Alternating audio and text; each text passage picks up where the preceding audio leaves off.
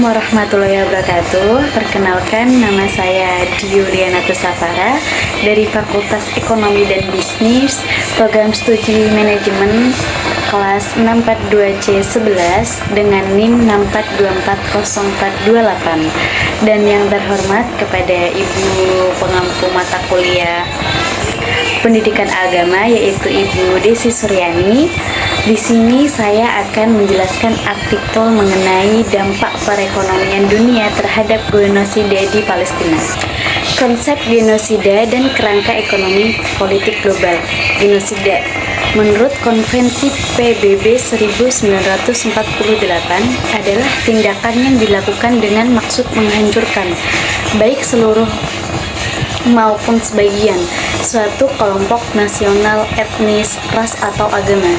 Di Palestina, banyak pengamat dan organisasi HAM internasional seperti Human Rights Watch 2021 dan Amnesty International 2022 telah menggunakan istilah apartheid dan genosida lambat untuk menggambarkan situasi yang berlangsung.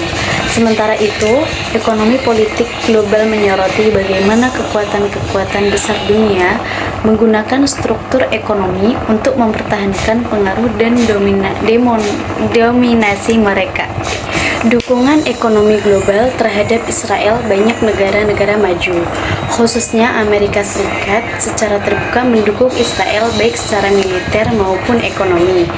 Menurut laporan Congressional Research Service tahun 2023, memberikan bantuan militer kepada Israel senilai lebih dari 3,8 miliar setiap tahun. Bantuan ini sebagian besar digunakan untuk pembelian sistem senjata dan teknologi militer yang digunakan dalam operasi militer di wilayah Palestina.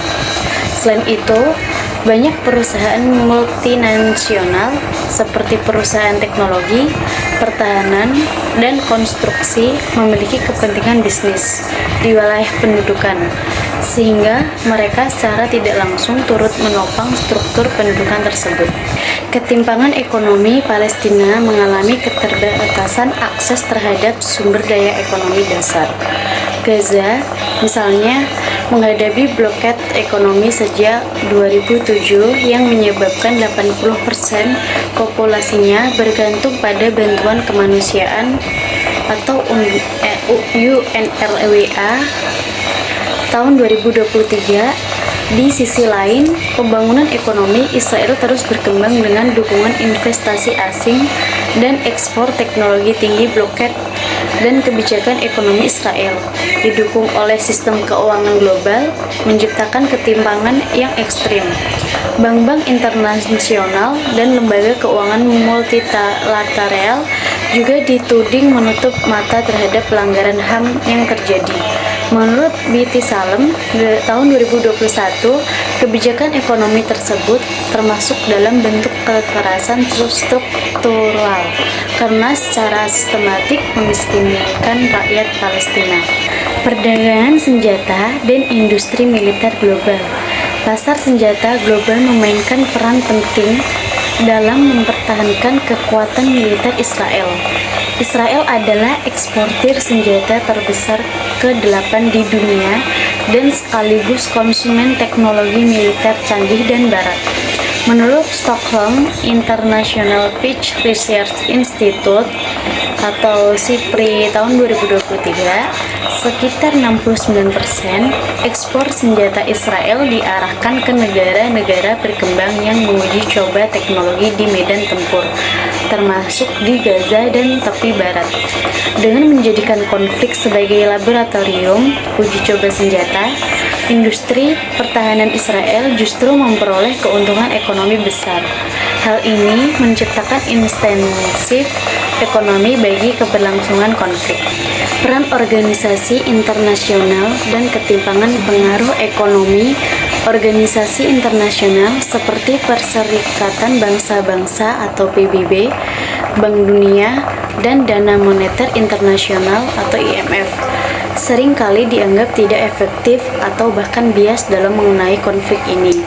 Ketimpangan pengaruh antar negara dalam lembaga-lembaga ini menyebabkan ketidakberpihakan dalam implementasi kebijakan ekonomi dan sanksi internasional.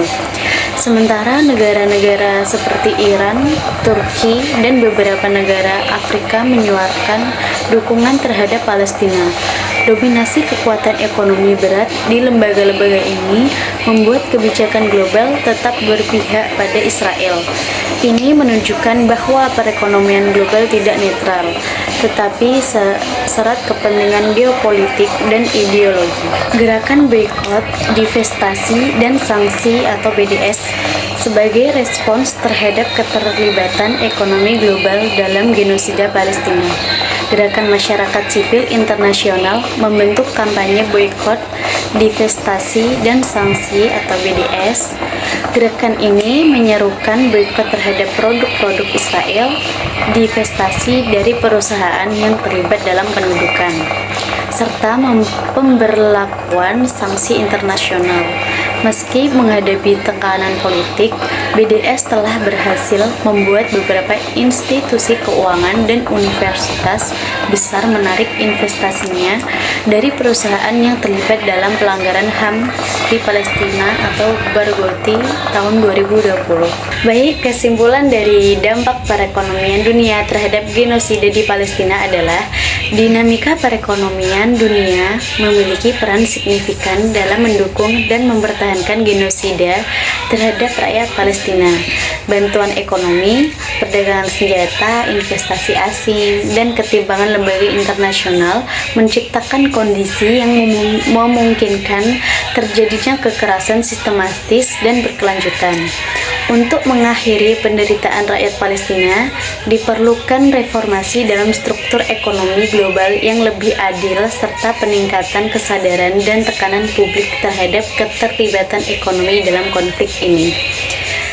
Sekian penjelasan artikel dari saya, kurang lebihnya mohon maaf apabila ada salah kata. Wassalamualaikum warahmatullahi wabarakatuh.